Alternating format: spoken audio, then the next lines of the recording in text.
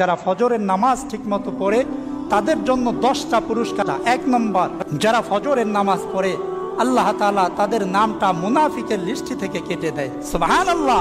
2 নম্বর, এই ব্যক্তি ফজরের নামাজ পড়ে তার দিনটা শুরু করে সারা দিনের জিম্মা আল্লাহ তাআলা নিয়ে নেন, সুবহানাল্লাহ। 3 নম্বর, যারা ফজরের নামাজ পড়ে তাদের পক্ষে ফেরেশতারা সাক্ষ্য দেয়। 4 নম্বর, যে ব্যক্তি এশারের নামাজ পড়ে ঘুমায় আবার ফজরের নামাজ পড়ে, হাদিস শরীফের মধ্যে এসেছে আল্লাহর পয়গম্বর সাল্লাল্লাহু আলাইহি ওয়াসাল্লাম বলেন, যে ব্যক্তি এশারের নামাজ পড়ে ঘুমায় আবার উঠে ফজরের নামাজ পড়ে, আল্লাহ তাআলা ওই ব্যক্তির আমলনামায় সারা রাত দাঁড়ায়া দাঁড়ায়া নফল নামাজ পড়ার সওয়াব দান করে দেন। 5 নম্বর, যে ব্যক্তি পায়ে হেঁটে, গাড়ি দিয়ে না, পায়ে হেঁটে মসজিদের দিকে গমন করে ফজরের নামাজ পড়ার জন্য, কিয়ামতের ময়দানে আল্লাহ তাআলা ওই ব্যক্তিকে আরশের নিচে ছায়া দান করবেন।